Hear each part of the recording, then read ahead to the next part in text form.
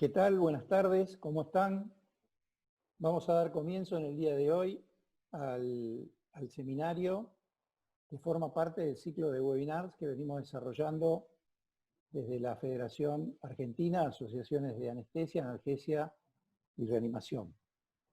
Ya hemos transitado varios temas, nos quedan algunos todavía en carpeta, y en esta ocasión nos convoca la temática de cómo los anestesiólogos nos tenemos que adaptar a las situaciones críticas, inesperadas, y en esta oportunidad con un formato de testimonios en primera persona, que van a hablar acerca de diversos aspectos de la práctica de la anestesia, vinculadas obviamente a la crisis, a la pandemia que estamos transitando, de forma heterogénea en nuestro país. No todas las regiones de nuestro país están en la misma situación epidemiológica, pero es importante conocer los testimonios de gente de otros países que ya han transitado por este problema.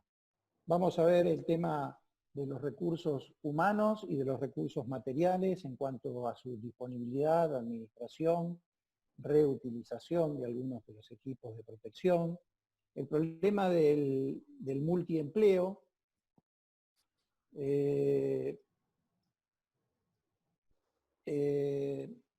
la realización concomitante de prácticas quirúrgicas obstétricas, oncológicas durante el tiempo de la pandemia, y también cómo hay que hacer la adaptación en los lugares donde la pandemia ha pasado la crisis y se reanuda la actividad, cómo adaptarse a esa nueva modalidad.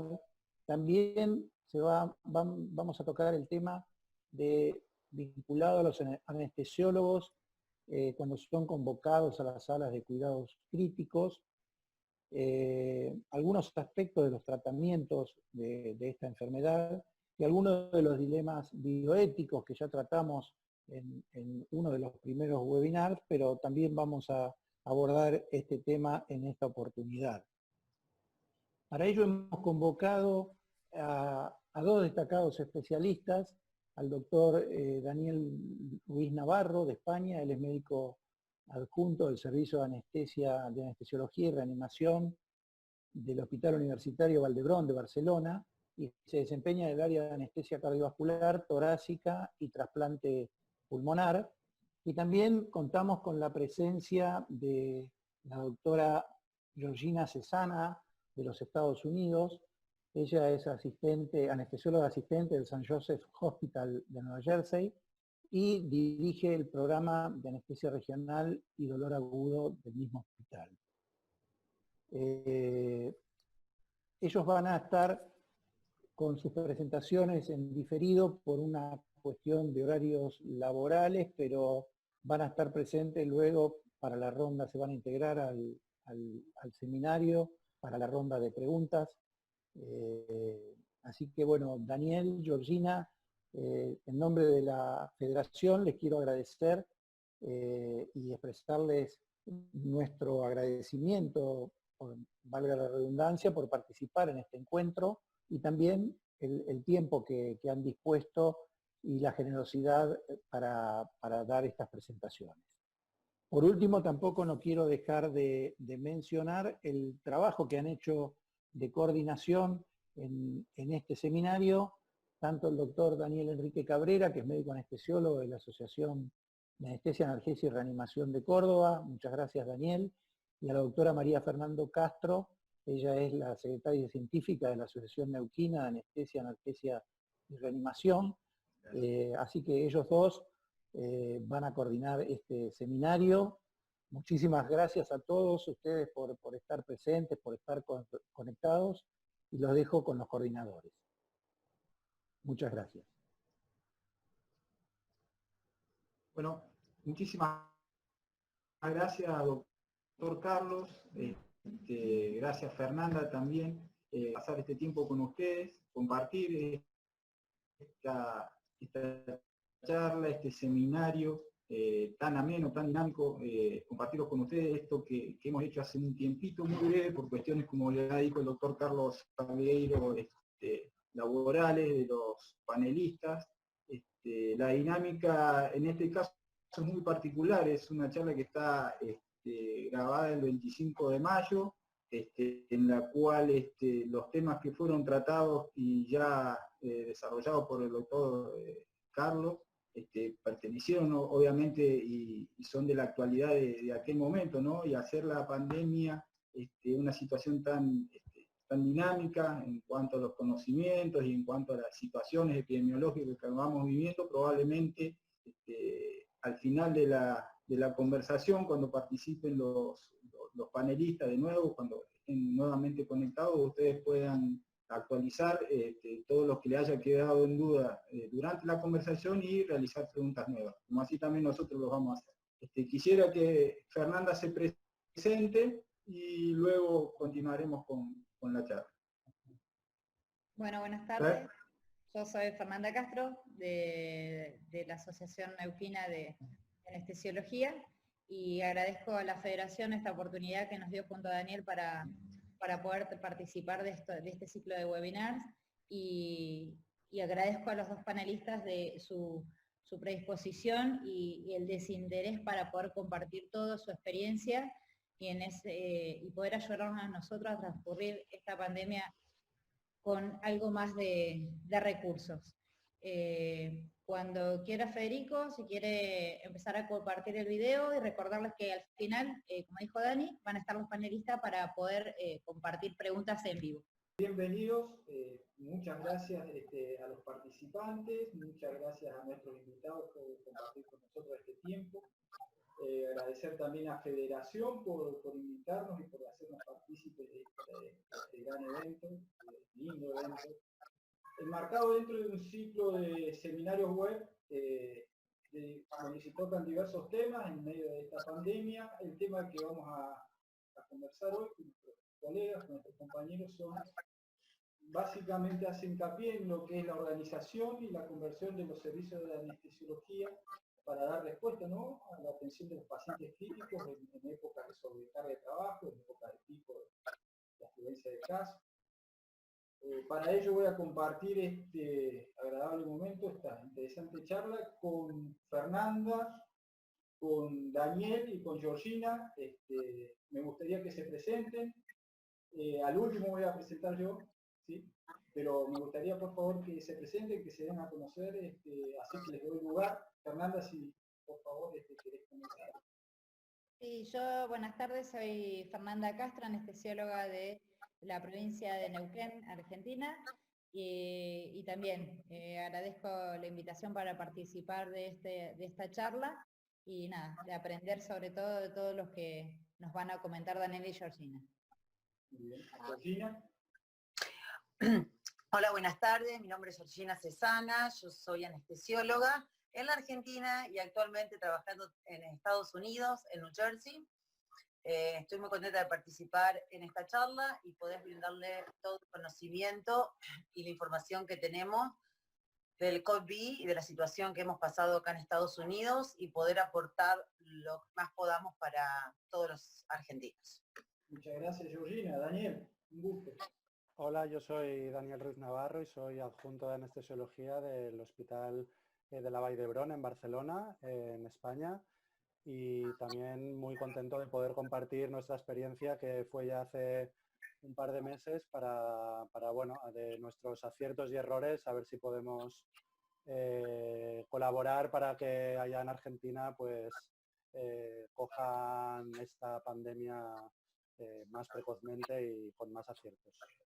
Muchísimas gracias. Yo soy Daniel Cabrera, soy médico anestesiólogo de Córdoba, Argentina. Me desempeño en hospitales de emergencia, de trauma, en hospitales pediátricos. Y también estoy muy contento de compartir esto con ustedes. Seguro que todo lo que tengan será bienvenido y nos va a enriquecer para enfrentar, ¿no?, lo que nos está viniendo, que es inminente. Bueno, para dar comienzo quisiera darle lugar a Fernanda. Sí, tenemos una serie de preguntas bien focalizadas que queremos que nuestros colegas traten y que nos compartan, ¿no? Fernanda, si podés Sí, como para arrancar la conversación, me gustaría que nos comentaran más o menos el estado de situación que están viviendo en este momento, es decir, en qué fase de la pandemia se encuentran en los distintos lugares, tanto Georgina allá en New Jersey como Daniel en Barcelona. Sí, cualquiera comience. Georgina, ¿querés? Sí, sí. Georgina, ¿quiere comenzar? Ok, comienzo. Bueno, hoy en día, gracias a Dios, desde la semana pasada comenzamos a abrir los quirófanos para cirugías normales con un protocolo que después lo vamos a discutir. La unidad de cuidados intensivos había hasta hace 2 semanas o 3 semanas atrás, estaban funcionando 4 unidades de cuidados intensivos y ahora en este momento tenemos la unidad de cuidado intensivo regular con 45 pacientes intubados. Hay otro piso, hay 2 pisos más en el hospital con pacientes admitidos que no están todavía intubados, que están en observación. En total de casos en este momento, el último censo, todavía en el hospital hay 189 pacientes, pero de 500, 600 que teníamos. Entonces, estamos hablando de una disminución importante. Yo creo, una opinión que personal, que eso es lo que hablamos entre los doctores, que ya la gente más, digamos, salió más, la gente que se inmunizó ya está inmunizada, la gente que se contagió, que tuvo los síntomas leves, ya aprendimos que no tienen que ir al hospital, los tratamos afuera del hospital en la emergencia, le damos todas las indicaciones, así que ya no se admite tanto como al principio. Al principio se admitía solamente para realizar el test, los admitíamos una noche de observación y lo mandábamos a la casa, ahora no admitimos a nadie. Si tiene síntomas leves, solamente le hacemos el test y lo mandamos a la casa y le damos el resultado y se sigue, por supuesto, se manda a la casa con todas las indicaciones, pero vemos que está disminuyendo. Tenemos el miedo que este fin de semana que se abrieron los parques, se abrieron las playas de la zona de Nueva York y New Jersey, y también se permite hacer encuentros familiares o reuniones hasta 25 personas. Espero que esto no sea un problema, que si lo llevamos a ver en 15 días, pero esperemos que la etapa crítica ya la hemos pasado y superado. Pero, gracias, George. Sí, muy bien. Sí, sí. No, que tendríamos que, les voy a mandar un mensajito en 15 días porque todos estamos pensando de un brote por esta apertura que se hizo a nivel también del hospital, de empezar a hacer cirugías programadas, los surgical center y todo. Así que, no. Daniel, ¿qué nos puedes contar? Vale, de cómo, en qué situación nos encontramos, os voy a compartir brevemente mi pantalla, que tengo aquí unas cosas abiertas. Sí. Esto es un resumen del periódico de hoy. Esto es el mapa de España y como veis, aquí abajo tenemos fase 0, 1, 2, 3, 4. Esto es de la desescalada. Justamente hoy, el lunes 25, Barcelona y Madrid, que son las áreas más pobladas de España, lógicamente, hemos pasado a fase 1. O sea, acabamos de empezar un poco como la desescalada. ¿Esto qué ha significado? Un poco como ha comentado Georgina. Hoy se permite reunión de 10 personas, tanto en la calle como en las casas, y se han ampliado un poco el poder acceder a las playas, aunque aún no para un uso recreativo de poder echar la toalla, pero con los niños se puede pasear más de 1 hora, cosa que hasta ahora no era así. Es decir, una serie de pequeños avances en la desescalada en Barcelona y en Madrid. Como veis en amarillo hay otras, prácticamente la mitad de España está en fase 2, que es como un poco más avanzado todo esto, ¿no? Se supone que la nueva normalidad será a partir de la fase 4, que será ya el movimiento entre provincias, y hoy también se escuchaba desde el gobierno que quieren a partir de julio abrir fronteras de cara a aceptar turismo extranjero para el verano. Entiendo que porque la situación está realmente mejorando y porque, bueno, también en España el turismo representa un 12% del Producto Interior Bruto, con lo cual también el peso de los poderes económicos también va mucho por ahí. En cuanto al hospital, os comparto una gráfica que ya puse el otro día. Esto es la evolución de los casos ingresados en la UCI del Vall d'Hebron. ¿vale? Hago un resumen. La UCI del Vall d'Hebron tiene 40 camas únicamente y aquí vemos que sobre el 24 de marzo estaban ingresando unos 24 o 25 pacientes por día, ¿vale? Esto hizo incrementar el número de ingresos máximo que hemos tenido a la vez, ha sido de 167. El número de pacientes que han pasado por la UCI está alrededor de unos 400 en total. El pico lo vimos aquí como al mes de empezar a ingresar, empezaron a ingresar el día 3 de marzo y el día 7 de marzo es cuantos más pacientes ingresados a la vez teníamos en UCI. ¿Vale? En la gráfica de abajo son los que están intubados y luego la gráfica en rojo es bueno, los pacientes que se pusieron en ECMO, que también ha sido mi hospital, ha sido centro de referencia de ECMO venovenoso en Cataluña, con lo cual se ha centralizado, todos los ECMOs venovenosos que se ponían se trasladaban a mi hospital. Lo interesante de esta gráfica es ver que, bueno, ya no hay fecha de hoy, quedan 8 pacientes con COVID, pero prácticamente ya no hay ingresos por COVID y realmente luego creo que hay un punto en el que hablamos de ello, pero se está retomando la actividad programada tanto en los quirófanos de cirugía programada como en los gabinetes de endoscopias, de angiografía, etcétera, y estamos, yo diría que hoy al 100% de cirugía programada, con unas medidas que se han ido tomando para hacer circuitos de COVID y no COVID, que creo que podemos hablar luego de ello. Dejo de compartir pantalla. Bien. Bueno, muy bien, muchísimas gracias. Muy interesantes los datos. Estamos con una realidad algo diferente. No sé si Fernanda en cuanto a escalada y desescalada. Así que interesante para comparar y para ver en dónde estamos parados, ¿no? Seguimos entonces adelante.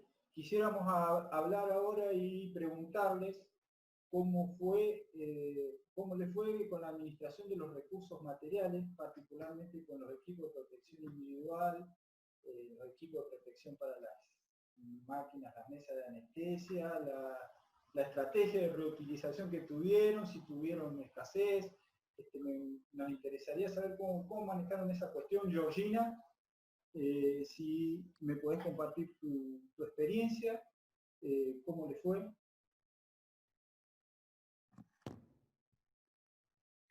Sí, ¿me pueden escuchar? Sí, te escuchamos muy bien.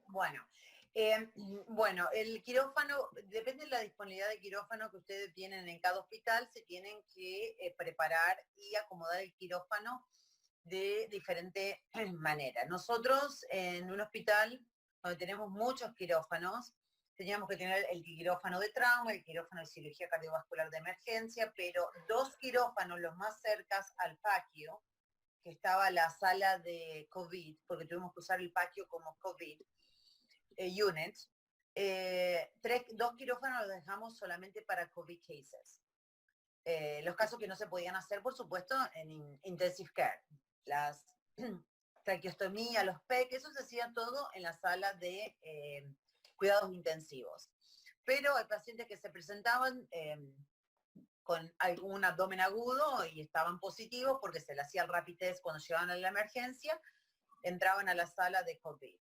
Y los pacientes que tenían, se le hacía a todo el mundo que entra a la emergencia se le hace el test. Se necesita cirugía y puede esperar, se le hace el test que no el rapid test. Porque el rapid test, Daniel, no sé cómo es en España, pero tiene en acá un 75% de sensitivity. I don't know cómo es en España. Igual. Ok. El otro día, porque esto les digo, tuve que hacer un rapid test porque era una paciente de 90 años con un abdomen agudo y dio negativo, pero después a la vez se le hacen los 2 tests. Al otro día vino el resultado de la PCR y era positivo.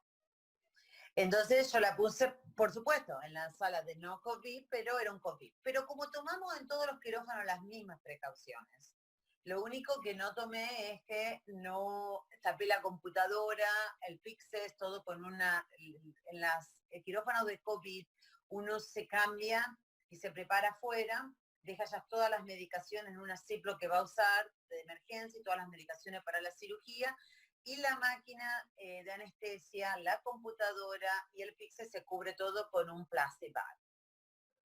continuamente. Después se cambia todo, pero para que no estés continuamente abriendo los cajones y tocando, por supuesto tenés que tener mucho cuidado cuando trabajas con estos pacientes, porque tenés que ir cambiándote continuamente los guantes.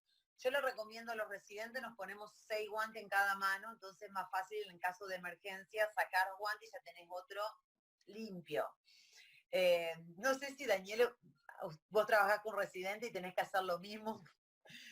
Para ir a entubar lo mismo, en el piso 3 guantes, porque vos tocas algo y ya tenés que sacarlo para no contaminar lo que tenés alrededor. Pero después el paciente se recupera en el quirófano. Terminaste el caso, si el paciente necesita asistencia ventilatoria, lo dejas ahí hasta que la unidad de cuidados intensivos esté ocupado, porque desocupado una cama, porque la unidad de cuidados intensivos también se divide para pacientes COVID y para pacientes no COVID. De un lado ponen los pacientes positivos y del otro lado ponen los pacientes negativos. Igual se toman todas las medidas de precauciones iguales, pero las enfermeras no se mezclan y el personal no se mezcla. Entonces lo que haces cuando tenés un paciente positivo, lo recuperás ahí. Si es un paciente que no tiene que ir a unidades de cuidado intensivo, pero va a ir al piso regular, va a ir al piso con COVID positivo, pero lo recuperás ahí, y la misma enfermera que lo recupera es la misma enfermera con un transporte que la va a trasladar al piso, porque al salir del quirófano y te vas a una unidad de tenés que sacar alguna parte, pero un gown de los 3 que tenés que usar, de los equipos que usamos, queda para no estar trasladando a los pacientes a los pisos todo contaminado con lo que saliste del OAR. El paciente siempre usa la máscara continuamente, no viene más al hospital y nadie sin máscara. Todo el mundo para entrar a un hospital tiene que usar máscara. Y mantener la máquina hasta lo preoxigenás con la máscara, le bajás la máscara, pero le dejás la máscara por las dudas que tosa algo, y hasta que no estás profundamente dormido yo no retiro la máscara. No sé, Daniel, si vos usás otro protocolo.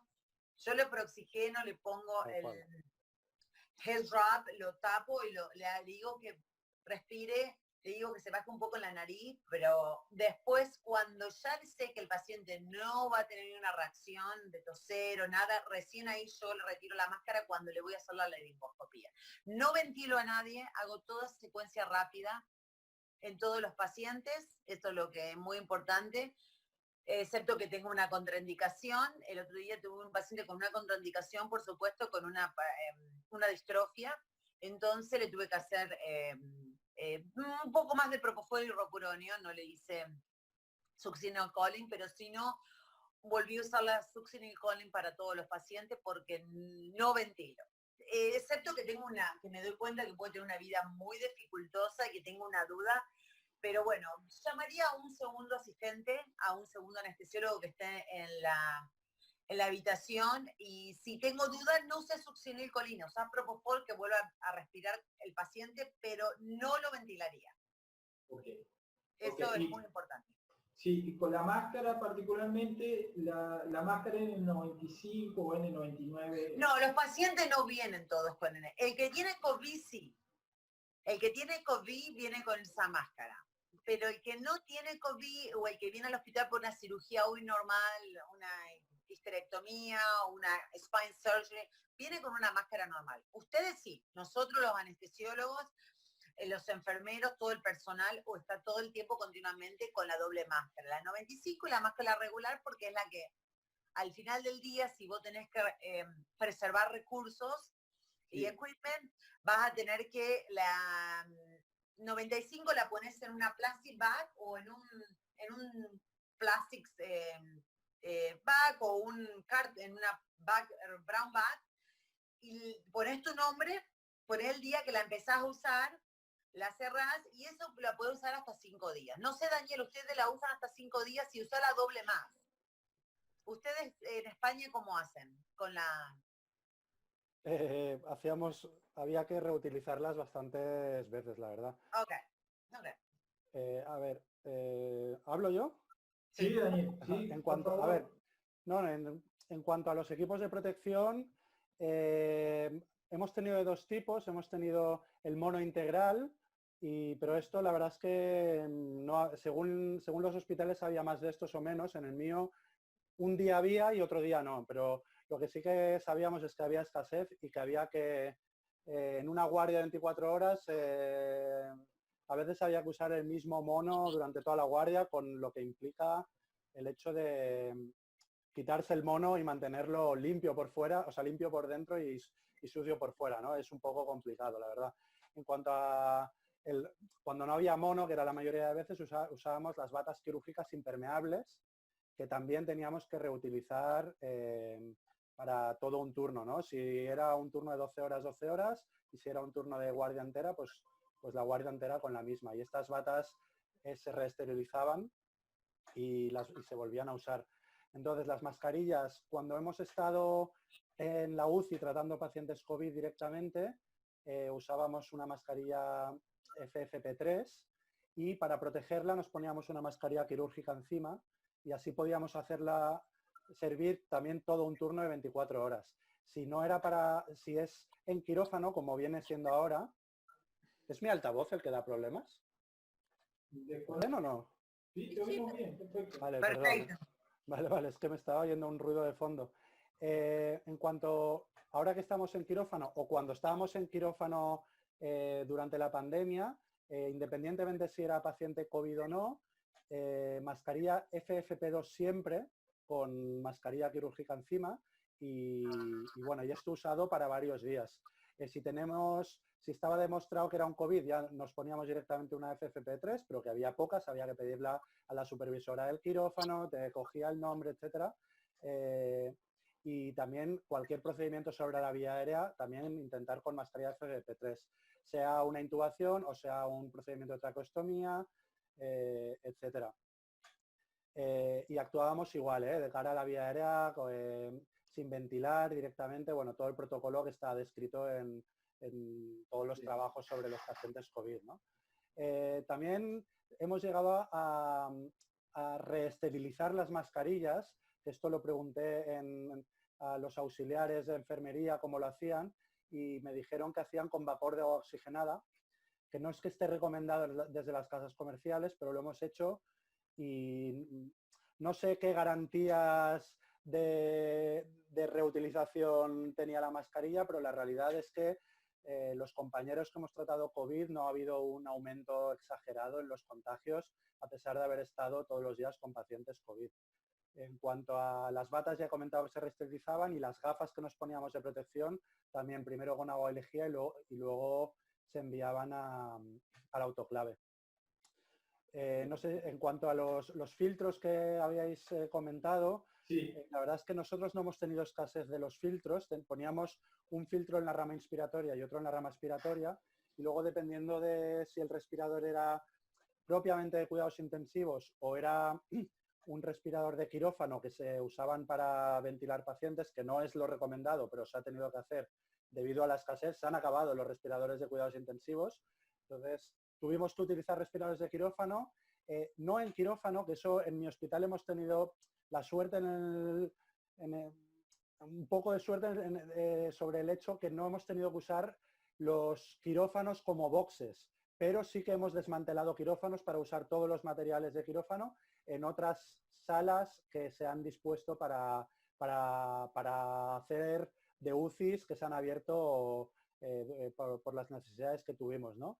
Pero entonces había UCIs que eran salas abiertas con respiradores de anestesia, y en estos el principal problema que tuvimos es con la humidificación, que no es activa como en los respiradores de UCI, es pasiva, y todo esto conllevaba pues que se resecaban mucho las mucosas, que se hacían tapones de moco, había problemas con las cánulas de traqueostomía, etcétera. En estas UCIs que se iban abriendo se intentaba llevar pacientes que estuvieran un poco ya evolucionados de la enfermedad, que ya tuvieron la traqueostomía hecha, que estuvieran como en winning.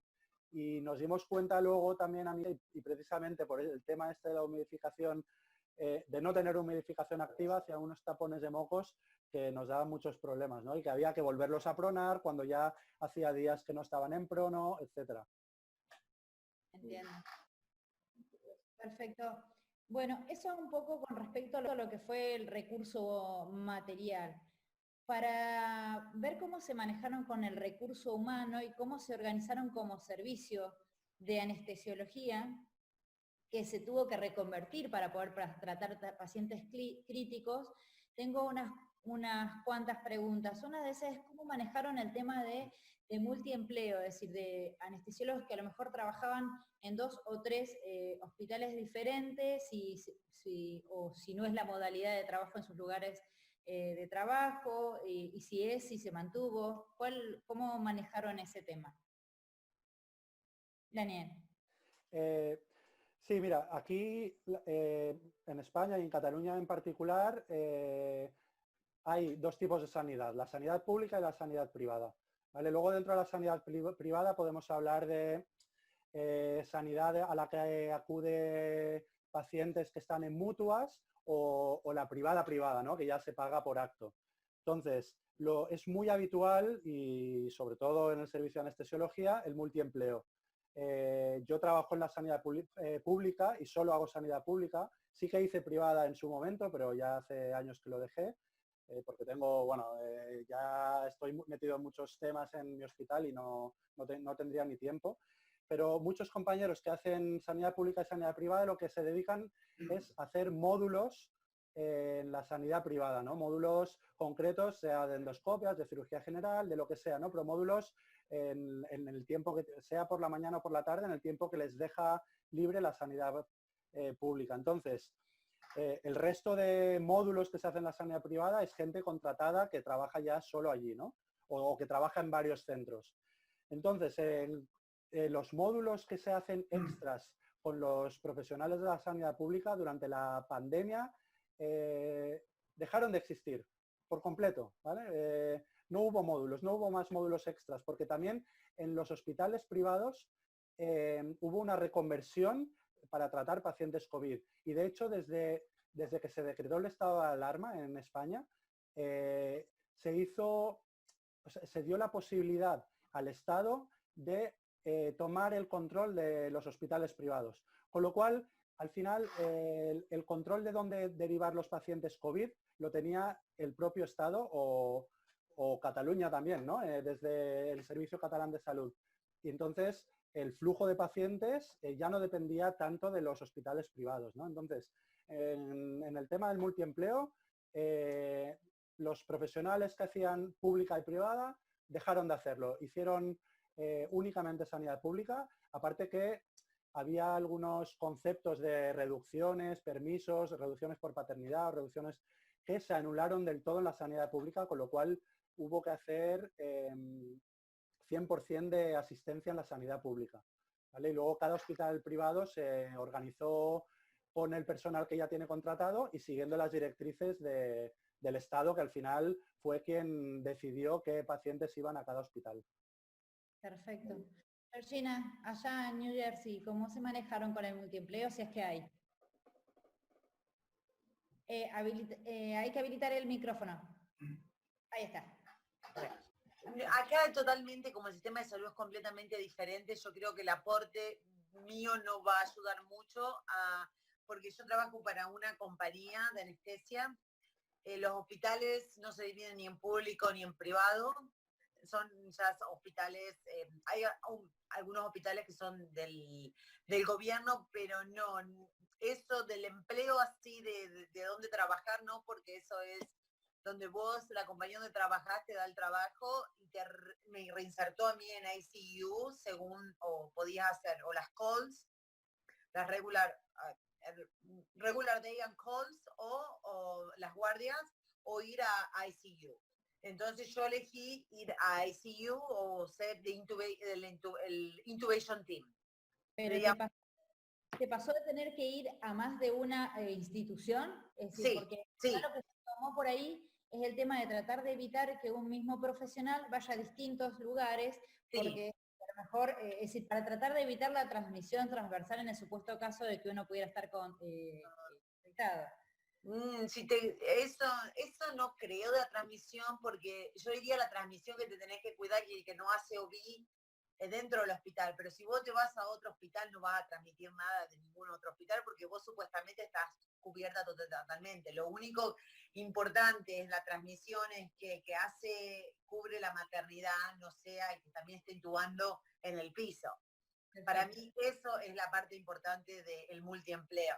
Nosotros nos organizamos, el que estaba en la maternidad, en maternidad nunca se movían de ahí, gente para hacer los casos del hogar con no COVID,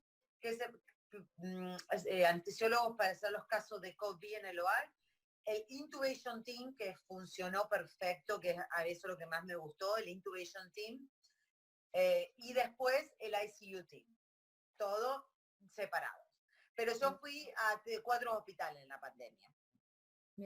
En uno hice intubación, otro hice en ICU, en otro hice guardias y el otro hice casos regulares. Me fui rotando. Perfecto. Bien, con respecto a la organización de los servicios y la actividad quirúrgica, ¿qué pasó con las cirugías programadas? ¿Si se siguieron haciendo, cuáles? Si esas recomendaciones o las decisiones que se llegaron respecto a este tema fueron de cada hospital o del Ministerio de Salud de Sanidad que dictó las reglamentaciones, y qué medidas en el supuesto caso de que se hayan continuado se tomaron para poder evitar la progresión de la pandemia. O Daniel, que tenga a mano. Perdón. En nuestro centro, realmente la directriz del Ministerio de Sanidad es que hay que aumentar las UCIs para poder atender a todos los pacientes COVID. Luego la organización del hospital ha corrido a cargo de cada centro o incluso dentro de cada área asistencial, ¿no? O sea, aquí la sanidad está transferida a cada comunidad autónoma, aunque desde que se decretó el estado de alarma ha habido como un mando único que ha ido dando las directrices, ¿no? Pero luego es verdad que la organización de la sanidad en cada comunidad se ha ido haciendo más a nivel local y luego por cada hospital, ¿no? Mi hospital, la verdad es que es el hospital, bueno, es el hospital más grande de Cataluña y uno de los 3 más grandes de España. Y entonces tuvimos que prepararnos para la asistencia a los pacientes COVID, ampliando el número de camas de UCI desde 40 hasta... nos preparamos para llegar hasta las 200, que luego vimos que no fue necesario, afortunadamente. Pero entonces, esto fue a costa del resto de cirugías programadas, sobre todo, ¿no? O sea, se anularon el 90% de las cirugías programadas. Cada semana había una reunión de los mandos, el director de procesos quirúrgicos con los jefes de servicio y con el director médico del hospital, y decidían qué cirugías se seguían haciendo de las programadas, que eran al final cirugías las menos demorables o semiurgentes. Esto aparte de la actividad quirúrgica urgente, que esto obviamente no puede parar. Aunque la realidad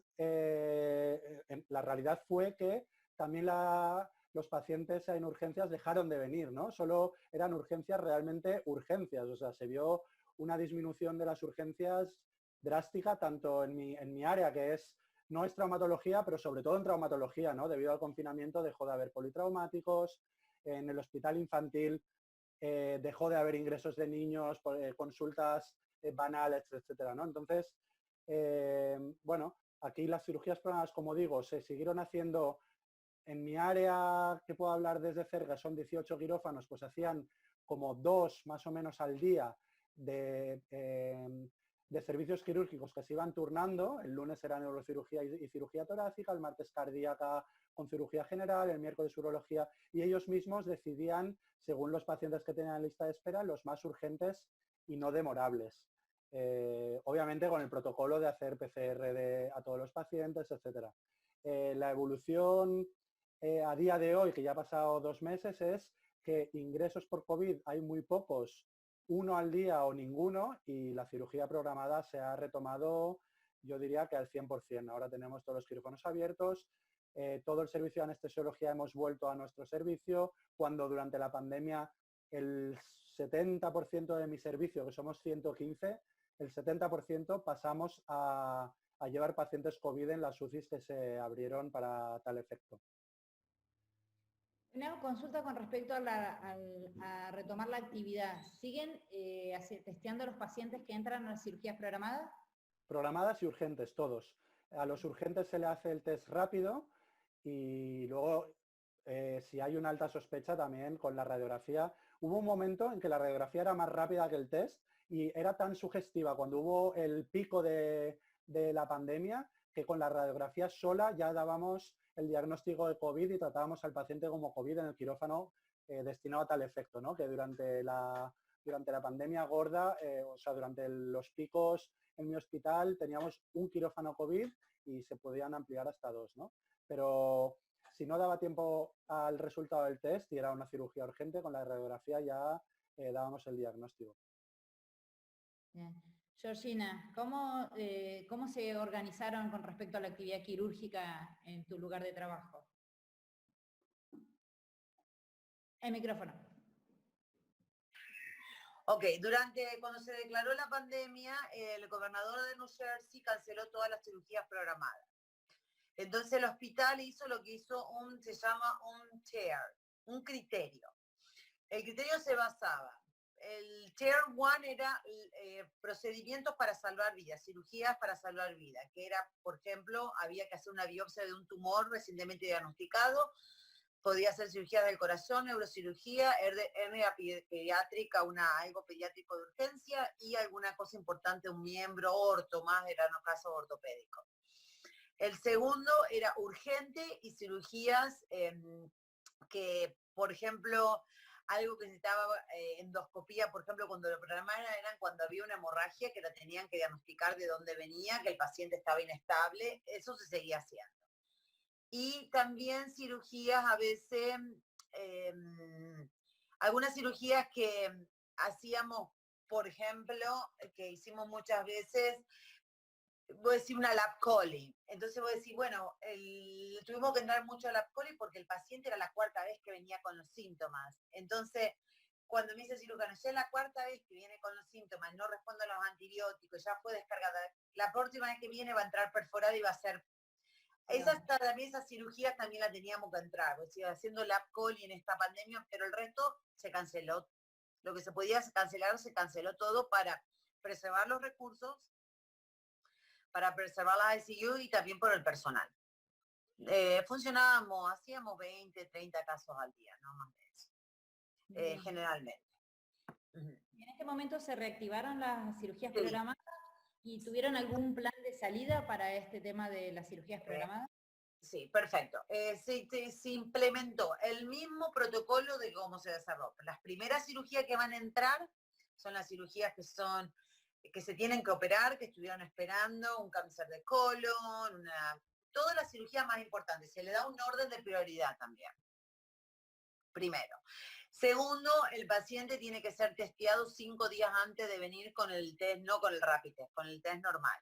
Tiene que ver los resultados y el paciente se tiene que mantener en la casa esos días. Tiene que seguir en la cuarentena después que se hizo el test hasta el resultado y hasta el día de la cirugía.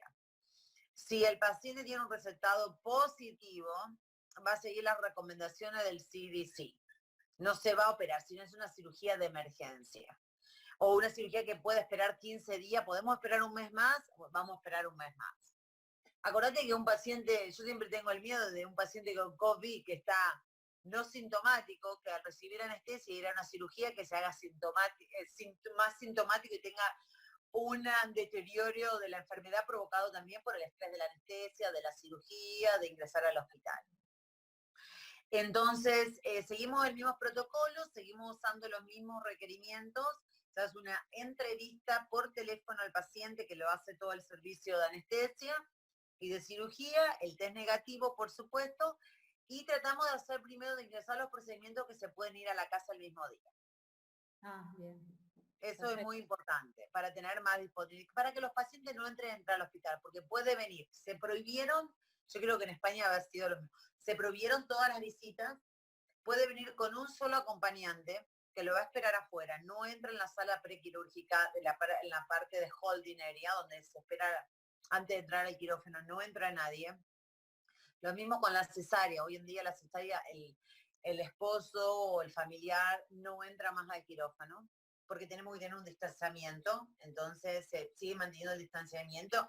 Y ¿te acordás? Y más que el paciente está intubado, yo igual me pongo a 2 metros del paciente, lo más que puedo, si no tengo que estar cerca, lo mínimo contacto.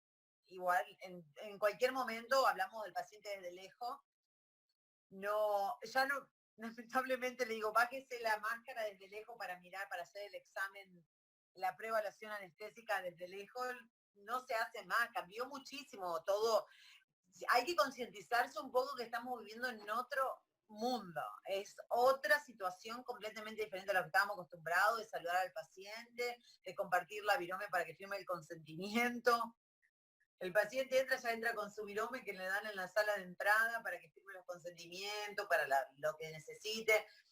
Y todo es un protocolo que a medida que se van organizando va a salir todo, es muy fácil después cuando está todo organizado, pero sí, eso es muy importante que el paciente tenga el test negativo. Y si el test está positivo, eso es muy importante, tomar las recomendaciones del sistema de salud de ahí, de Argentina, lo que ellos quieran. Bien. Y no sé con los chicos, Daniel, nosotros lo estamos pidiendo con los chicos, pero a veces hacen cirugías en las tonsilectomías los chicos, que eso tienen. Los chicos son muy asintomáticos, muy asintomáticos. Entonces no sé cómo se hace en España, nosotros todavía esas cirugías no las volvimos a hacer, las otorrinolaringologías todavía no las abrimos. Todas las cirugías de los niños todavía eso no lo volvimos a hacer. No sé, Daniel. La verdad es que el hospital infantil está en otro edificio y no he preguntado si les hacen test o no. La verdad es que no te sé responder a si a los niños les hacen PCR por sistema. Creo que sí, pero no sabría confirmar. Ok. Pero Bien. nosotros las entrevistas, o sea, el preoperatorio en sí, ya lo hacemos todo vía telemática, por teléfono, y el consentimiento lo traen firmado. Cuando son cosas urgentes, escribimos en la historia clínica el consentimiento oral, o sea, intentar no tener ningún contacto directo con el paciente. Y en cuanto a los familiares que tú comentabas, lo mismo, aquí solo viene un familiar. Durante los picos que hemos tenido el hospital lleno de COVID, no había ni un solo familiar en todo el hospital, ni en las plantas de hospitalización, ni en las UCIs. Toda la información ha sido telefónica, con lo que eso ha conllevado de dureza, ¿no? para los familiares y también para el profesional, porque al final dar una información, sea buena o mala por teléfono, es muy duro, ¿no? Y nadie nos ha enseñado a eso, ¿no? De decir, ahora tienes que informar por teléfono de un exitus. Pues esto, vaya, es una cosa a la que no nos habíamos enfrentado, ¿no?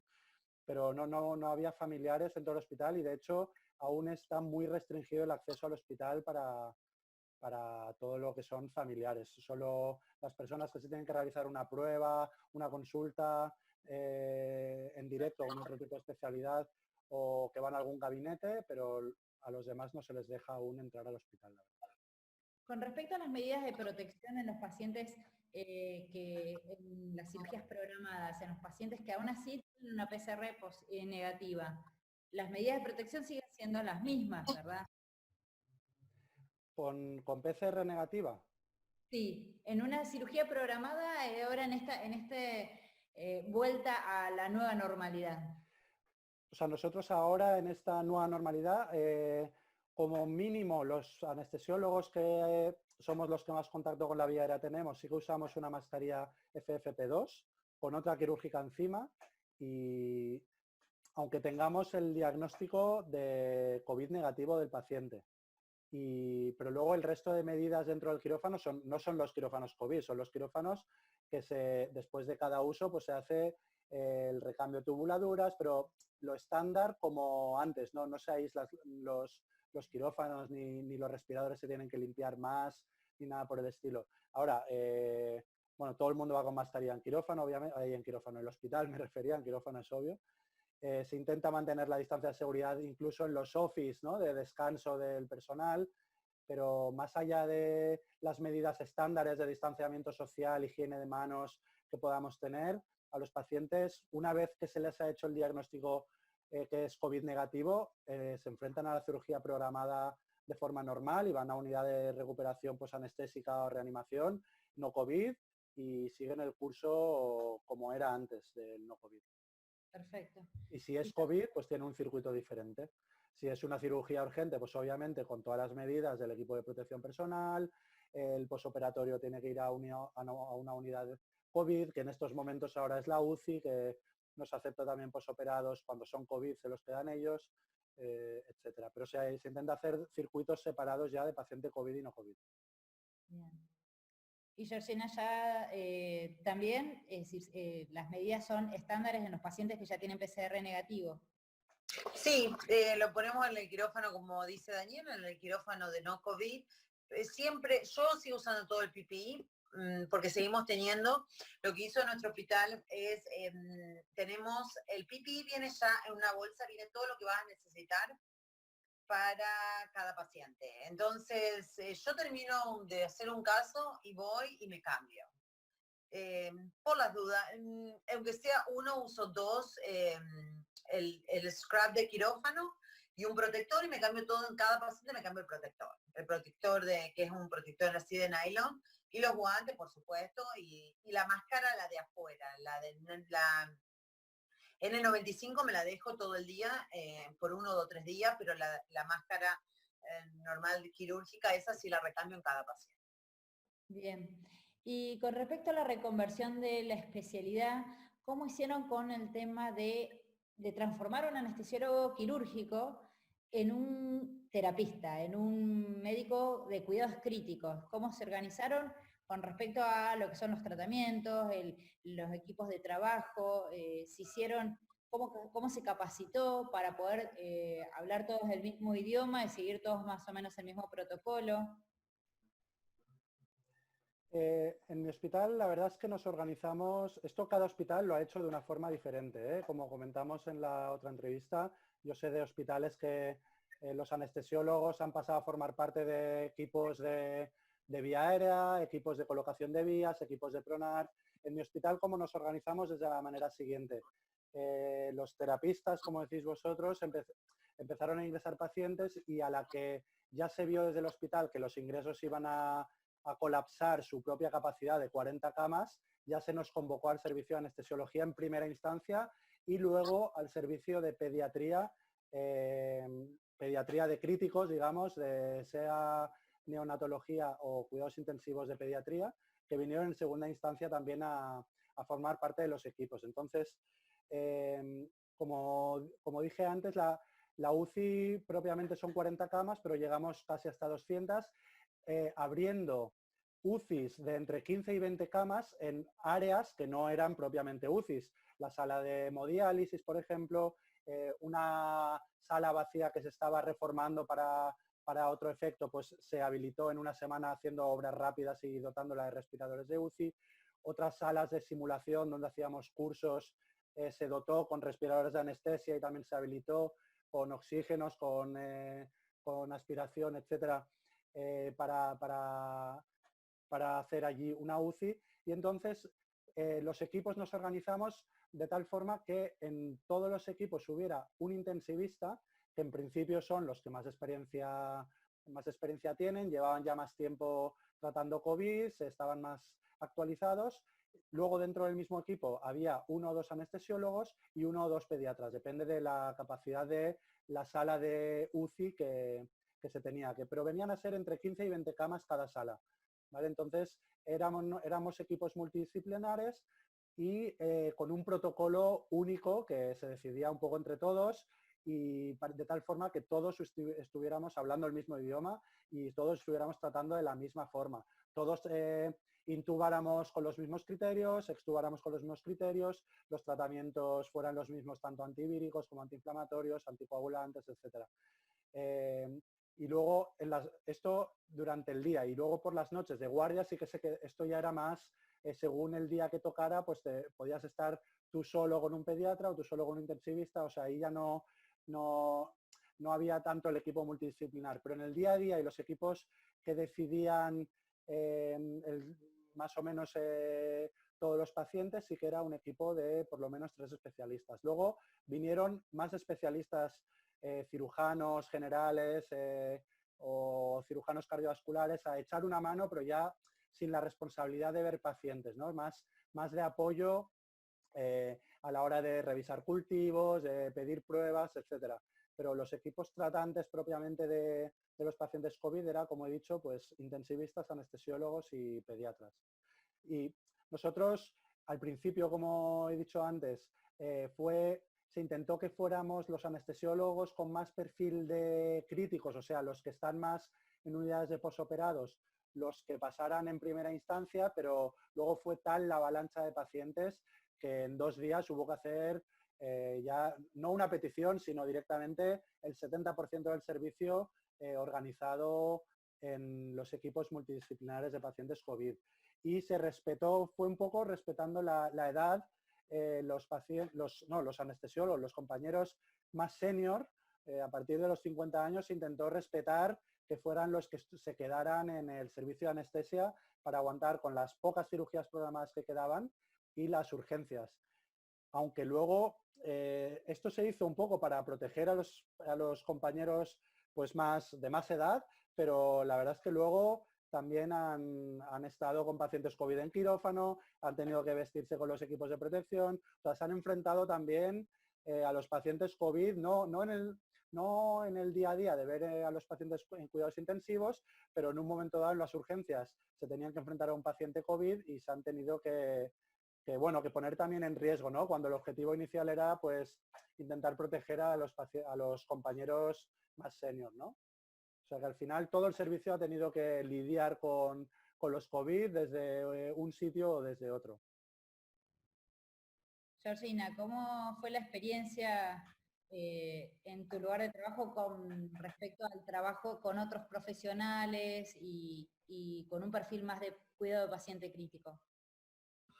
Nosotros lo organizamos, éramos todos anestesiólogos en la que estábamos en las salas de PACU, que dijimos, teníamos la sala de recuperación de same day, de procedimientos del día, y la sala de PACU el main OR, de la sala más grande de operación. Esos eran todos anestesiólogos, pero lo bueno acá es que los anestesiólogos hacen,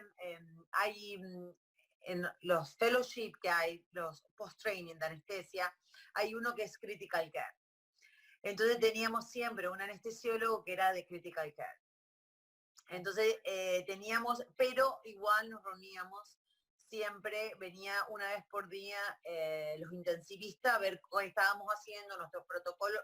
Obvio, seguíamos los protocolos de ellos, por supuesto, pero nosotros nos resultó más fácil porque teníamos a profesionales entrenados en critical care con nosotros y también a los anestesiólogos, los que hacen cardíacos se pusieron en la sala de ICU porque manejan pacientes críticos todo el tiempo y nos facilitaba también para solo si teníamos que hacer un rápido team, ¿entendés? Queríamos ver algo en el paciente, entonces eso facilitaba muchísimo los procedimientos. Pero siempre se hacía un round a la mañana, se pasaba con el critical care, lo organizábamos así, era un anestesiólogo, era completamente cubierta con doctores la guardia.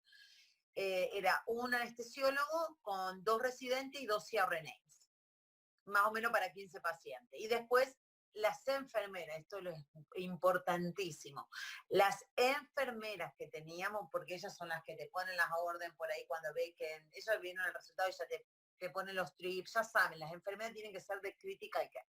Eso es súper importante, porque te saca muchísimo trabajo, ya sabes cuando se repite algo, está muy atenta. Una enfermera de critical care no puedes traer una enfermera del piso regular o del pre-admission testing que hacen porque no saben manejar a estos pacientes. Entonces, hacíamos turnos de 8 horas, de 7, los doctores de 7 a 3, de 3 a 11 y de 11 a 7 eran los turnos. Y los residentes y los CRNA hacían turnos de 12 horas, de 7 a 7, a 7 y 7 y 7 y 7.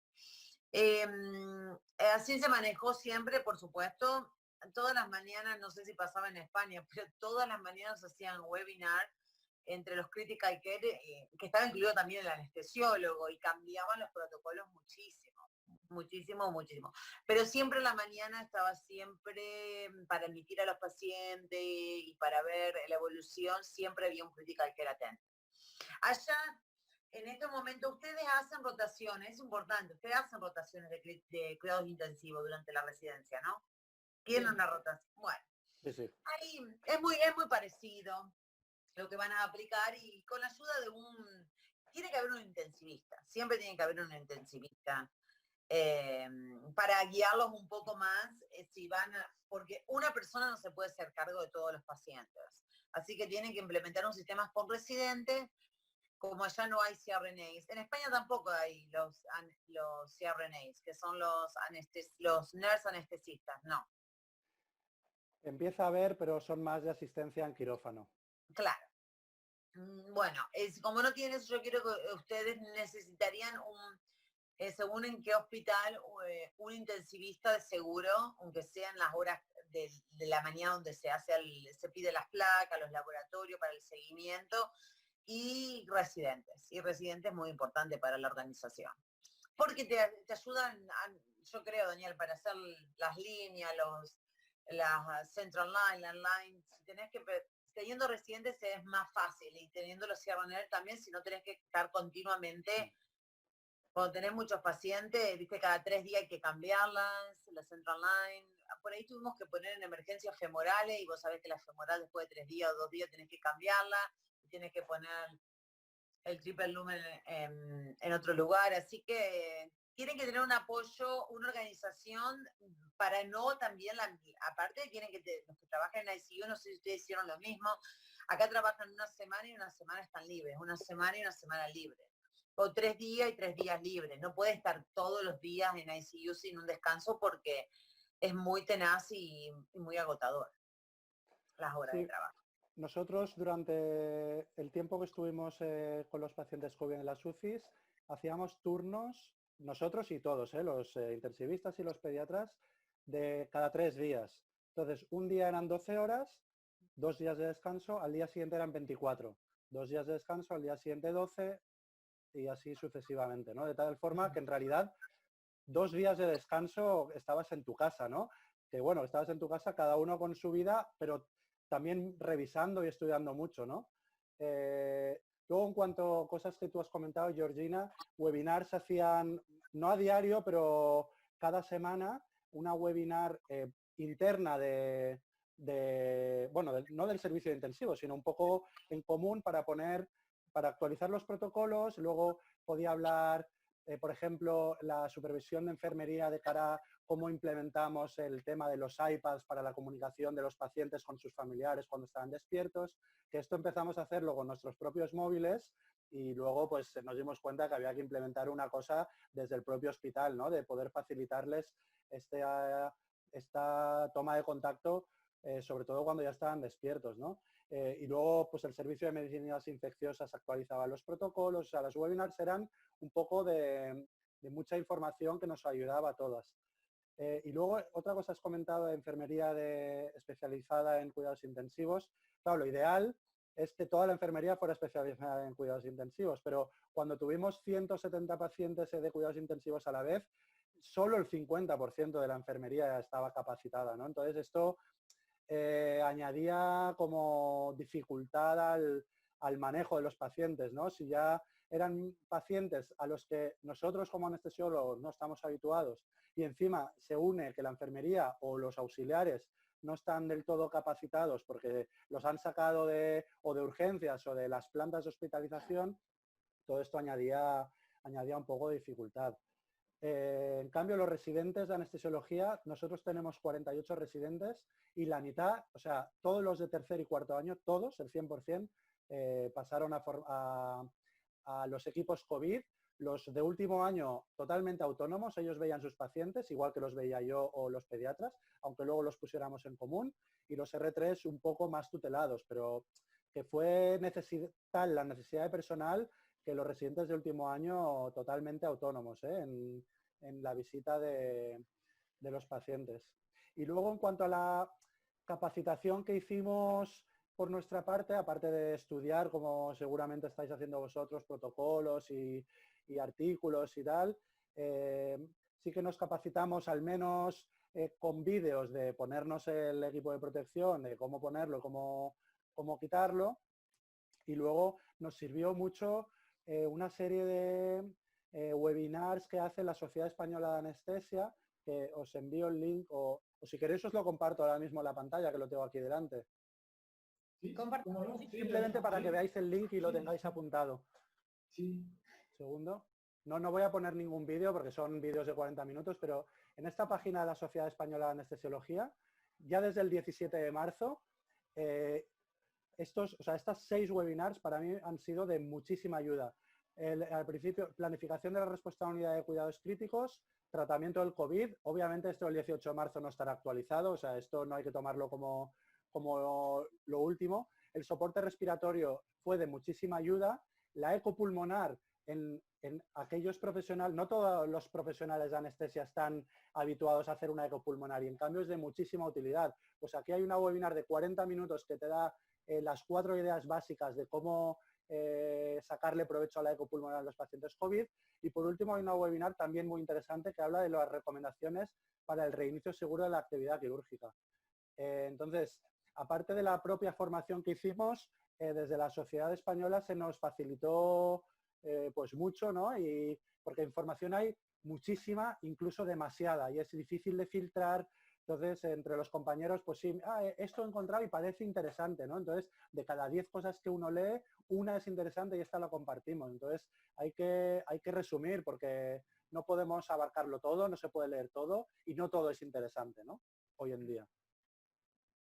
Bueno, con respecto a la información y a un tema que tocaron ahí en los webinars, me gustaría que los dos hicieran un resumen de lo que es el tratamiento tanto específico y ventilatorio que aplicaron en los pacientes COVID y un poco cómo fue la evolución, es decir, qué es lo que repetirían o qué es lo que podrían cambiar con respecto al tratamiento en los pacientes que les tocó tratar. Georgina, si quieres empezar. El micrófono. Ahí está. ¿Está bien? ¿Ahora? Perfecto. Sí, sí, perfecto. Bueno, todos sabemos que a esta enfermedad parecía que había que tratarla como un ERDS.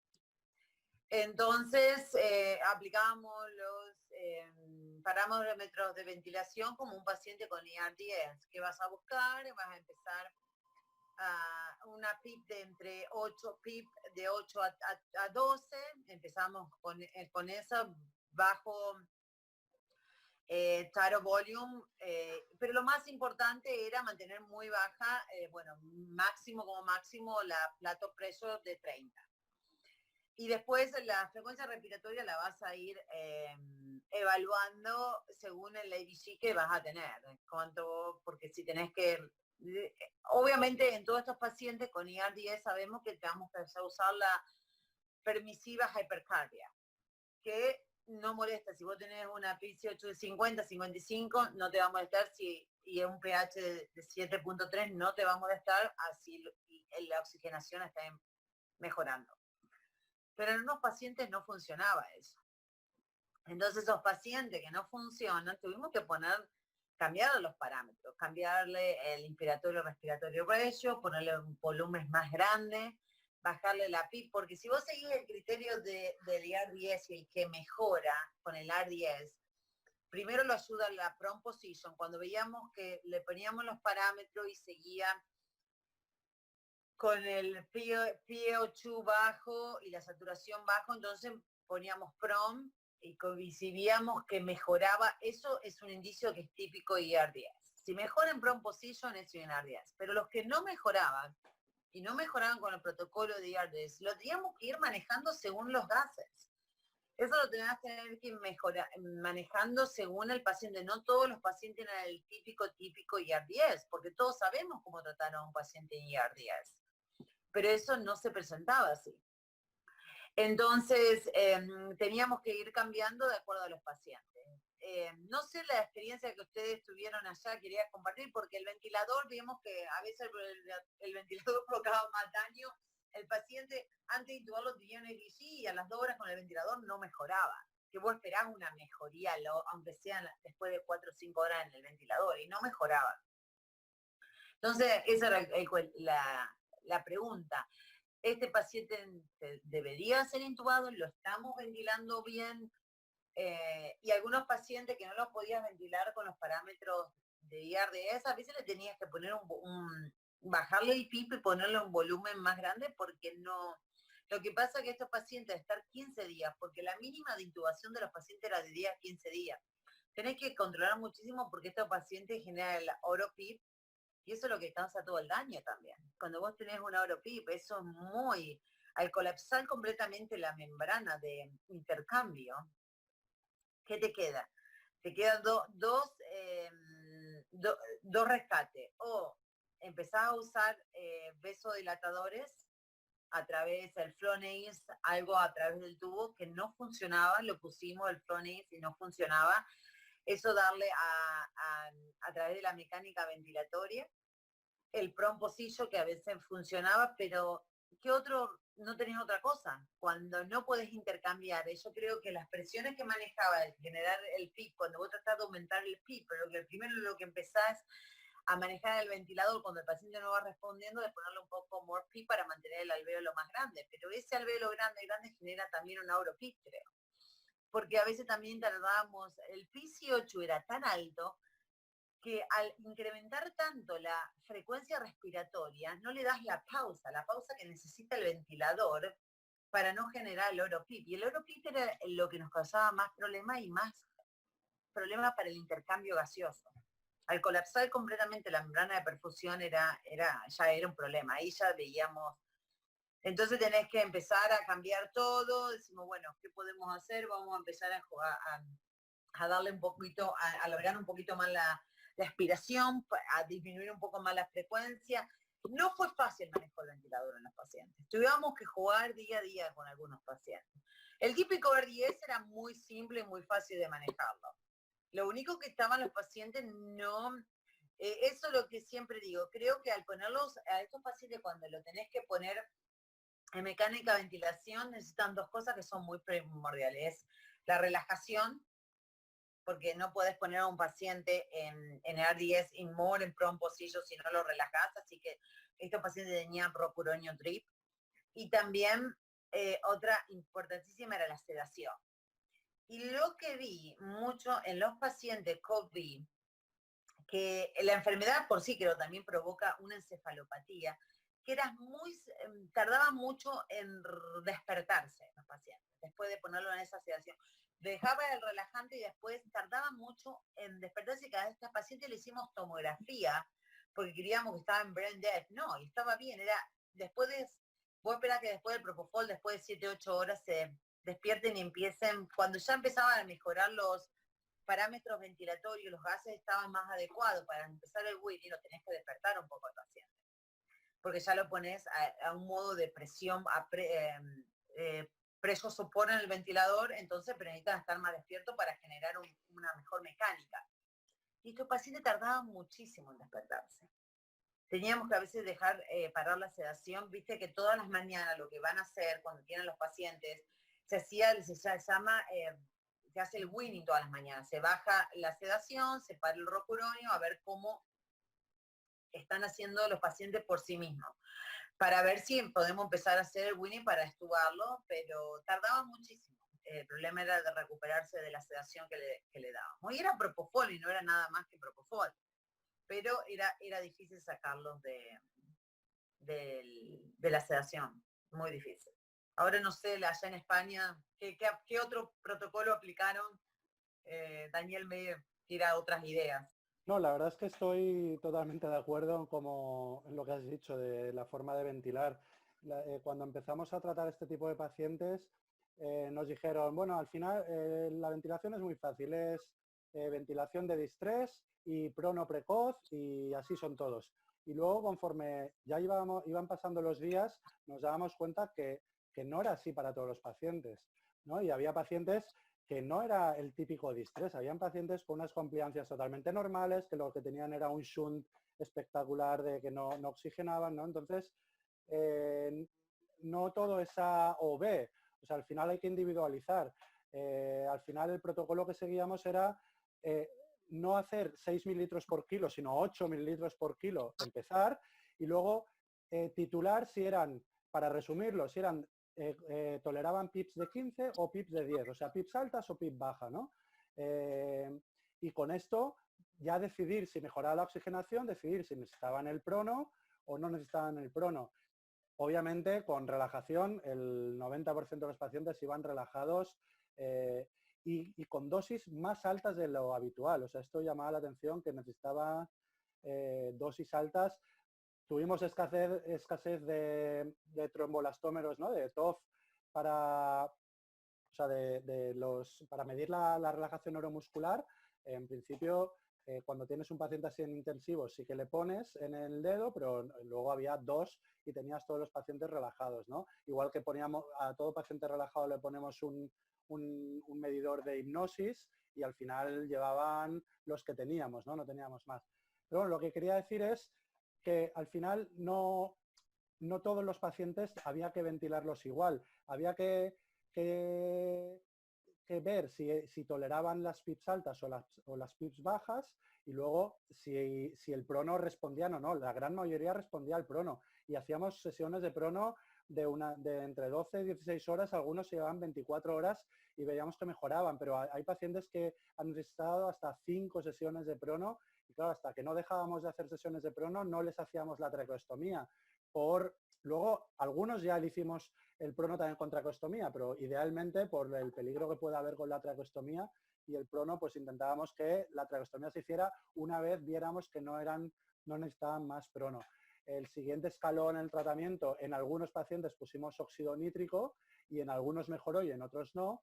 Y luego, por último, el último escalón que teníamos en mi hospital era ponerlos en ECMO venovenoso, ¿no? Que según unos criterios de inclusión que no vamos a discutir aquí, ¿no? Pero si después de todo lo anterior no mejorábamos y el paciente era tributario de ECMO, pues también se colocaba la ECMO. Pero bueno, lo que quiero decir es, no voy a hacer aquí el protocolo de ventilación porque yo creo que ya la literatura es amplia al respecto y más ahora que ha pasado más tiempo. Pero el cambio que hicimos de cuando empezamos a cómo seguimos es que no todos los pacientes son iguales, ¿no? Hay un artículo de Gattioni que habla de fenotipos diferentes, ¿no? El tipo L y el tipo H, bueno, que es muy interesante, yo creo que lo habréis leído por ahí. Unos tienen una baja relación ventilación-perfusión, otros la tienen alta, o sea, unos la dificultad de la ventilación viene más por el distrés típico, otros por el shunt, ¿no? Entonces, hay que intentar adivinar qué tipo de paciente tenemos delante para no tratarlos a todos igual. Pero a la vez, hay que intentar protocolizar una ventilación mecánica lo suficientemente sencilla para que todo el mundo pueda usarla, los que son los profesionales que tienen más perfil de críticos y los que tienen menos perfil de críticos. En esto se hizo mucho hincapié en mi hospital de intentar hacerlo sencillo, ¿no? Porque no todo el mundo maneja la ventilación mecánica de cuidados críticos.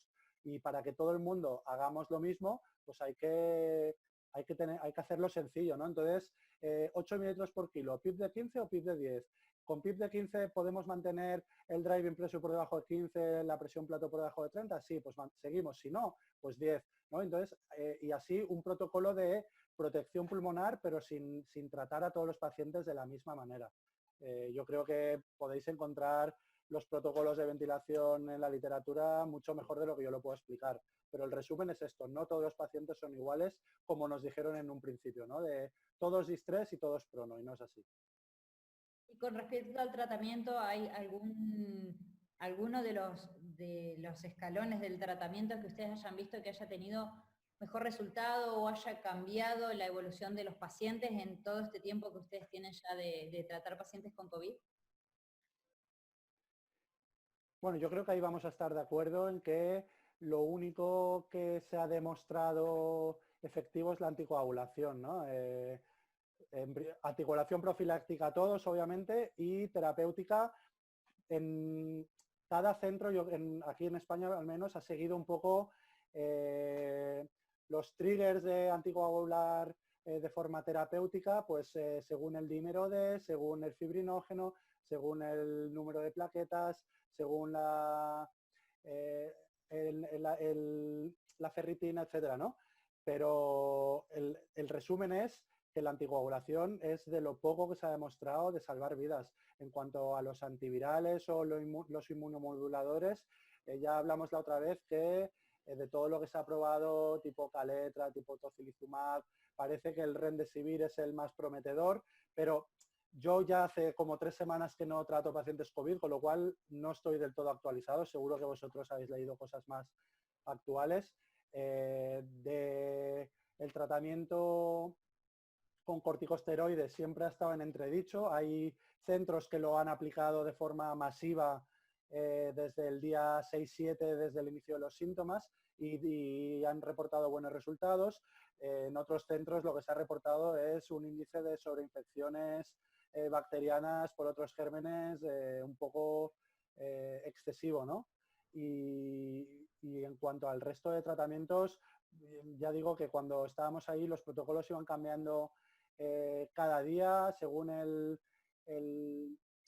estudio clínico que se iniciaba en ese momento, pues también intentábamos hacer una cosa u otra, pero así demostrado ni la citromicina lo ha demostrado, ni la hidroxicloroquina, aunque parece que en adición a la citromicina sí que parecía reducir más la carga viral que por ella sola, pero por una revisión que vi recientemente, hay estudios que dicen que sí que es efectiva la asociación, hay estudios que no. Entonces, como esto va cambiando, realmente efectivo al 100%, no veo que haya ningún tratamiento aún específico. No sé qué opinas, Georgina.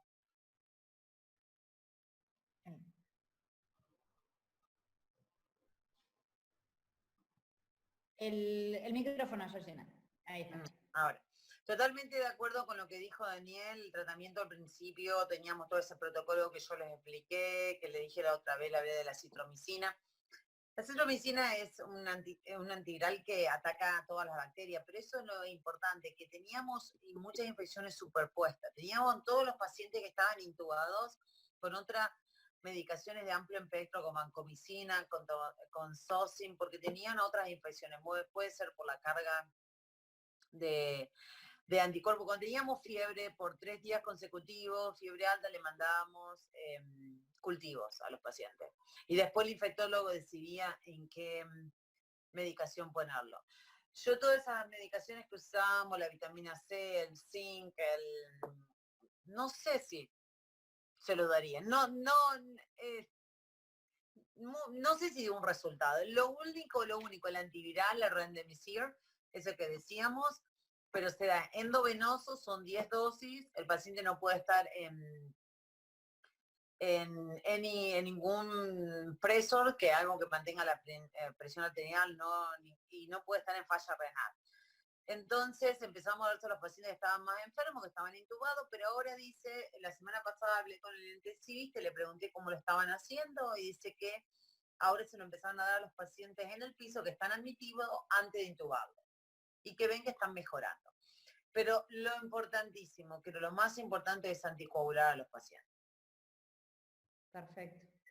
Genial. Yo quisiera hacer una pregunta ya para ir redondeando la conversación respecto a cómo administraron los recursos, ¿no? Particularmente respiradores y otros, frente al pico de casos, qué criterios usaban para ventilar un paciente y darle el respirador a este paciente, y qué criterios usaban para quizás no a otro paciente no dárselo y probar con otras terapias que sean no invasivas, esos criterios clínicos, éticos, cómo los aplicaron, cómo los compartieron, cómo los vivieron. Me gustaría saber cómo la pasaron a esa cuestión. Georgina, si quieres empezar a contar. Mira, Dani, gracias a Dios nunca tuvimos una falta de respirador. Acá no era el problema, no iba a ser el problema si teníamos un respirador para decidir intubarlo al paciente. Lo intubamos al principio, se trataba de esperar al principio, te estoy hablando de marzo, si la saturación ya estaba en el 85, ya lo intubábamos. Lo intubábamos a todos los pacientes. Le mirábamos el ABG y estaba saturando por más de 15, 20 minutos 85, y en un poco de distrés el paciente se intubaba. Después, cuando estaba en 85, lo que empezaron a hacer es poniendo al paciente en PROM. Sin intubarlo, poniendo PROM a ver si mejoraba. Ponerlo 7, 8 horas en PROM al paciente. Y después ver, por supuesto, un seguimiento. Te digo la verdad, nosotros no tomamos la decisión quién lo intubaba y quién no. Yo cuando estuve en el equipo de intubación ya estaba el intensivista ahí evaluando al paciente y era el que decía, el que me llamaba cuando el intensivista, el que llamaba porque la enfermera llamaba, hacía una consulta, o el médico de cabecera llamaba al médico de cabecera y hacía una consulta de terapia intensiva. La decisión no venía de nosotros porque recibíamos en ICU, cuando trabajé en ICU ya recibía a todos los pacientes que estaban intubados. Eso más era una decisión de el paciente, el doctor que evaluaba al paciente. Yo estaba en el equipo de intubación, no me podía ponerme a discutir con el intensivista por qué le íbamos a intubar, pero él me iba explicando, digamos, los protocolos, cómo iban haciendo. Y a lo último ya tratábamos de no intubar hasta que la saturación no era más de 75, como el paciente estaba con un distrés muy importante. Pero no sabes, porque al principio creíamos que la intubación temprana ayudaba, después nos dimos cuenta que la intubación temprana a lo mejor estaba perjudicando, pero la tardía, cuando ya el paciente tiene un compromiso avanzado también, cuando lo intubas, yo no creo que se recuperan tan pronto también. Entonces es un dilema eso, es un poquito complicada la situación, así que en ese protocolo de intubación creo que nadie tiene un exacto protocolo ni de intubación ni de extubación. No creo que yo creo que hay que individualizar caso por caso. Hay que tratar al paciente como que este paciente tiene COVID, pero es diferente al otro. Si vos querés hacer un protocolo, vas a cometer para todos estos pacientes, porque vos imaginate, estamos hablando de una enfermedad que se manifiesta sin síntomas, a un síntoma mortal, a una falla multiorgánica. El parámetro que estamos hablando, la brecha es tan larga que esto no lo podés hacer, no puedes hacer un protocolo de esta enfermedad, como quieran, que queremos tener el protocolo para saber cómo enfrentamos, porque cada paciente se manifiesta diferente con esta enfermedad. Desde el punto de vista, imagínate cuántos pacientes tienen completamente sin síntomas, y al otro de la misma edad, sin tener una condición médica, sin tomar medicaciones, lo mata en 4 o 5 días. Entonces, el protocolo creo que va a venir, es el judgment que vos tengas cuando vos evalúas al paciente, y eso va a venir de el médico que determine la intubación. Sí. Daniel, ¿cuál fue tu experiencia respecto a esto? Sí, bueno, yo como Georgina también, respecto a cuándo intubar, esto también fue cambiando, creo que ya lo hablamos el otro día. Si al principio se nos inculcó antes de entrar a tratar a los pacientes COVID que la intubación precoz es lo que había que hacer, luego nos dimos cuenta precisamente que los pacientes a lo mejor estaban con saturaciones bajas pero sin compromiso de la perfusión tisular y quizá de ahí se iban a recuperar, con lo cual a estos pacientes que llegaban a saturaciones bajas pero que no tenían un compromiso de la perfusión tisular, probablemente luego se recuperaban y les estamos ahorrando una intubación con todas las complicaciones que de ello conllevan, pero sí que es verdad que si estos pacientes veíamos que la evolución era claramente mala a nivel respiratorio, no había que demorar más la intubación. O sea, las dos cosas, ¿no? No intubación precoz, pero si veíamos que iba a ir mal, por ejemplo, si estaban con cánulas nasales de alto flujo y veíamos que la necesidad de oxígeno, de la fracción inspiratoria de oxígeno era cada vez mayor o de los litros, tampoco había que esperar a que claudicaran porque entonces luego iba a ser peor el tratamiento. En cuanto a los recursos globales, la verdad es que bueno, os comparto de nuevo la pantalla porque tengo aquí un documento que nos pasó la Generalitat de Cataluña.